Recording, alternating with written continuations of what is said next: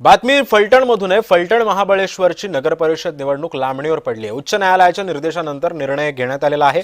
अर्ज छाननी संदर्भातील अपीलांवर प्रक्रियेमध्ये झालेल्या त्रुटींमुळे निर्णय घेण्यात आलाय।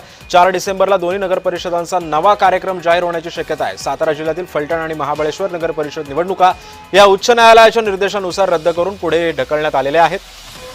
अर्ज छाननी संदर्भामध्ये दाखल झालेल्या अपीलांवर प्रक्रियेमध्ये झालेल्या त्रुटींमुळे हा निर्णय घेण्यात आलेला आहे।